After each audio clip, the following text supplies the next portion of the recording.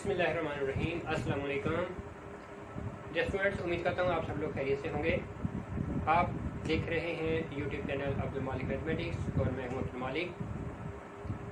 तो dear students, हमारा जो टॉपिक है आज का वो टाइप्स ऑफ फंक्शंस।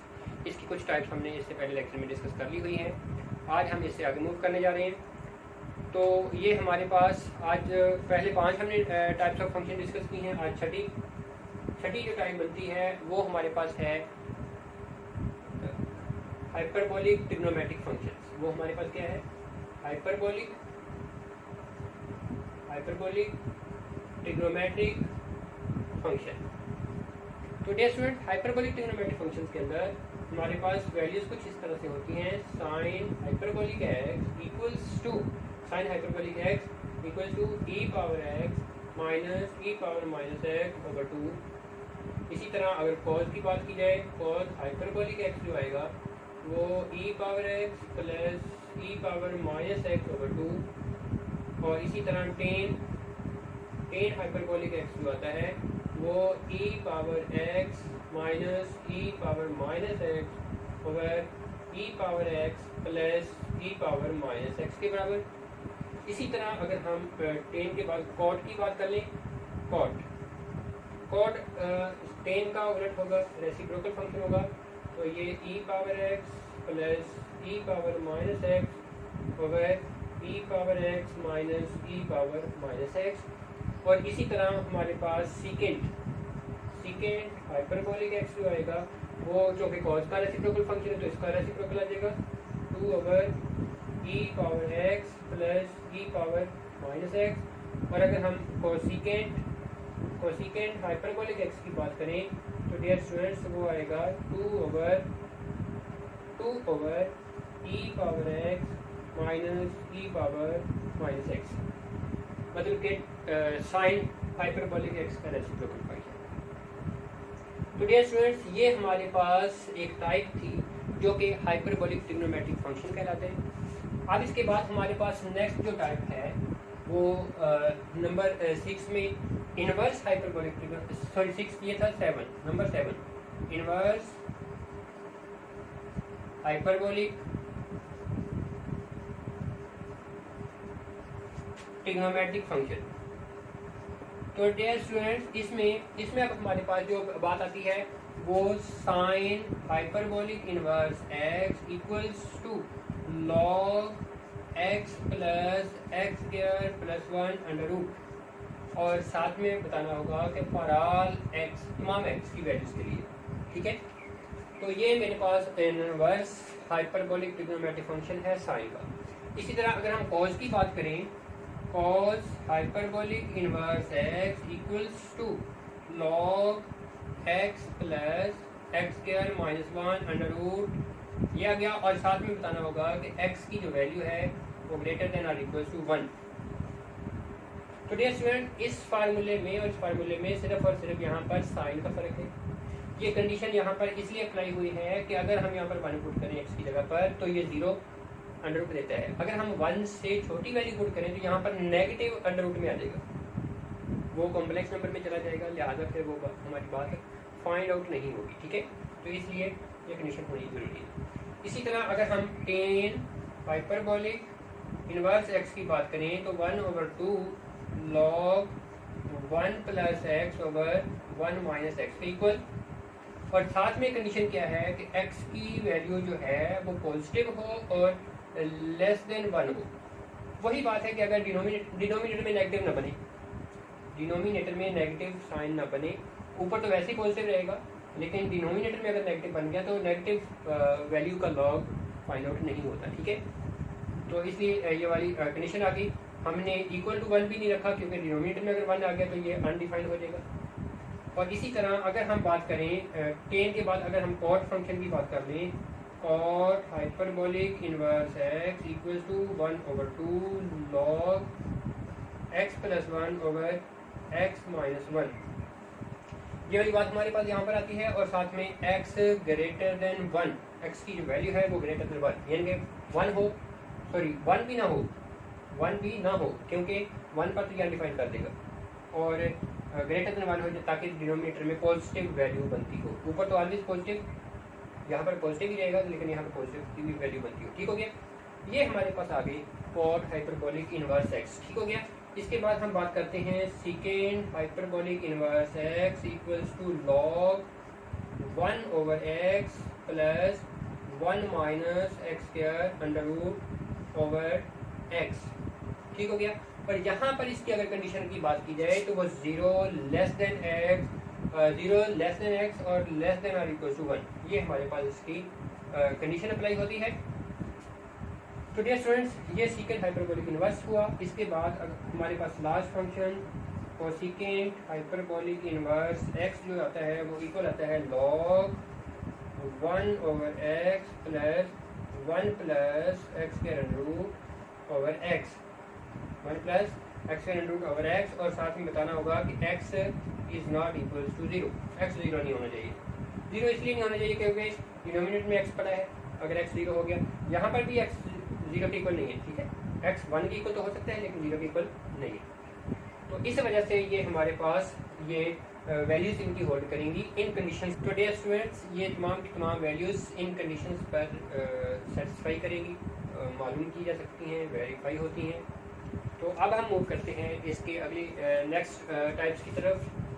नेक्स्ट हमारे पास नंबर 8 जो टाइप बनती है वो एक्सप्लिसिट फंक्शन या इम्प्लिसिट फंक्शन के पहले एक्सप्लिसिट फंक्शन पढ़ लेते हैं। एक्सप्लिसिट फंक्शन जो होते हैं number 8 explicit function, if y is easily expressed in terms of independent variable,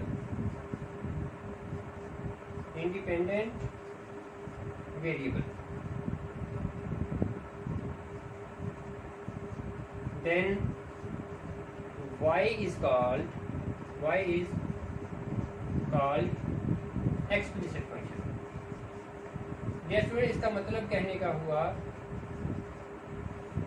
कि अगर हम y को इंडिपेंडेंट वेरिएबल साथ में x मिला दें, इंडिपेंडेंट वेरिएबल x की फॉर्म में हम इजीली एक्सप्रेस कर सकें, लिख सकें। For example y equals to 2x plus 5 या 2x square plus 5x plus 2। अब देखिए y सेपरेट पड़ा है, x सेपरेट है, तो ये फंक्शन जो है हमारे पास एक्सप्लिसिट फंक्शन कहलाता है। ठीक हो गया। अब अगर ऐसा भी हो सकता है x square plus 5x plus y plus 2 equal to 0, तो यहाँ से भी y को हम एक तरफ लेकर जा सकते हैं, y को एक्सप्रेस कर सकते हैं in terms of independent variable x। तब भी हम कह सकते हैं कि y जो है वो एक्सप्लिसिट फंक्शन कहलाता है। इसी तरह नंबर 9 पर आता है implicit function. Implicit function, if y and x are so mixed up,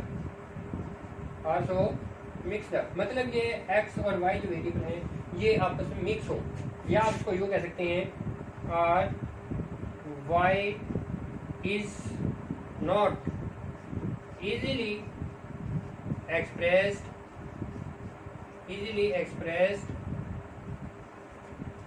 in terms of independent variable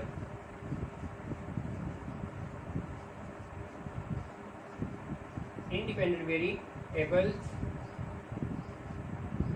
x, then y is called y फिर क्या कहलाया, y हमारे पास कहलाया इम्प्लिसिट फंक्शन, y कहलाया इम्प्लिसिट फंक्शन। फॉर एग्जांपल कि x square plus 2xy plus y square equal to 0। अब यहाँ से अगर हम चाहें y को सेपरेट करना तो भी नहीं कर सकते, अगर हम x को सेपरेट करना चाहें तो x को भी सेपरेट नहीं कर सकते। तो इसलिए ये जो फंक्शन है, इस तरह के फंक्शन जो हैं इसमें x और y वेरिएबल जो है वो मिक्सअप हैं, तो तो ये हमारे पास इम्प्लीसिट फंक्शन कहलाते हैं।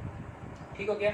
जैसे इसके बाद अब हम बात करते हैं नेक्स्ट नंबर 9 के बाद 10 पैरामीट्रिक फंक्शन। पैरामीट्रिक फंक्शन, तो पैरामीट्रिक फंक्शन में हम ये कहते हैं a function which is in the form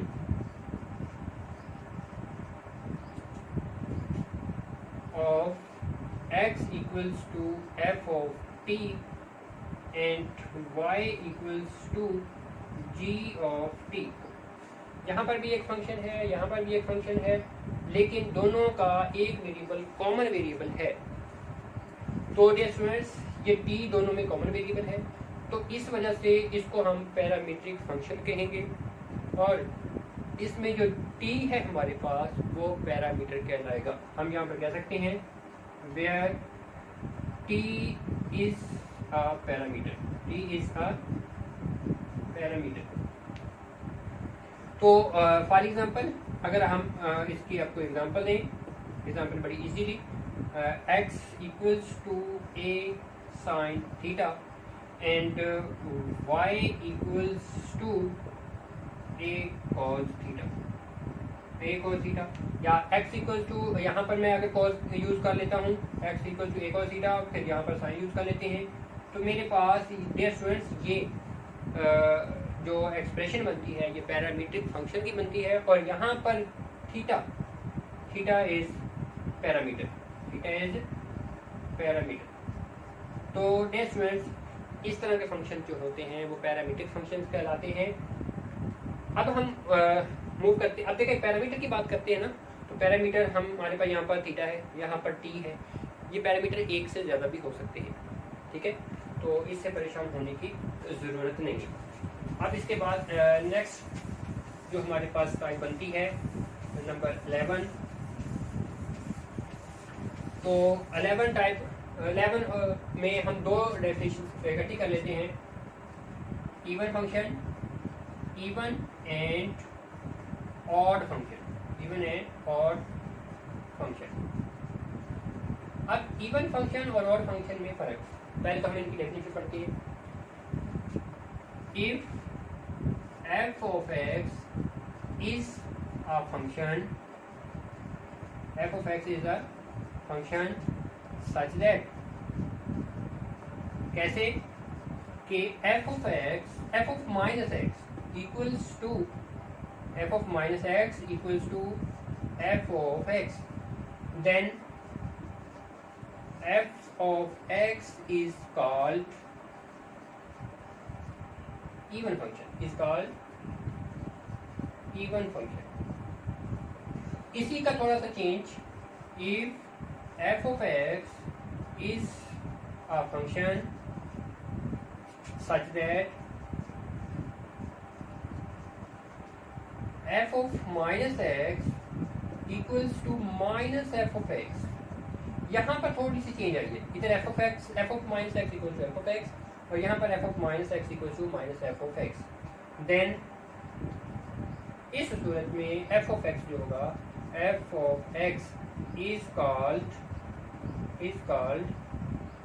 odd function, is called odd function।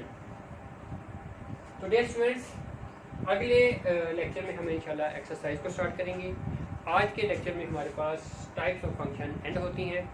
इसकी मैंने 2 वीडियोस बनाई हैं। इसकी जो पहली वीडियो है वो भी इसी वीडियो के डिस्क्रिप्शन में मौजूद है, तो आप लोग वहां से देख सकते हैं। उम्मीद करता हूँ आपको ये मेरी वीडियो पसंद आई होगी। काइंडली इसको लाइक कीजिएगा, दोस्तों के साथ शेयर कीजिएगा। अगले लेक्चर में हम इंशाल्लाह इसकी एक्सरसाइज स्टार्ट करेंगे। तो अगर आप मेरे चैनल पर नए हैं, आपसे रिक्वेस्ट है, आपकी हेल्प की ज़रूरत रहेगी मुझे, तो मेरे चैनल को सब्सक्राइब कर दीजिएगा और साथ में बेल आइकन को प्रेस कर दीजिएगा, ताकि आप मेरी नेक्स्ट वीडियो से मुस्तफ़ीद हो सकें। इंशाल्लाह हम इस चैप्टर को इसी तरह मेहनत के साथ, कोशिश के साथ इसको कंप्लीट करेंगे।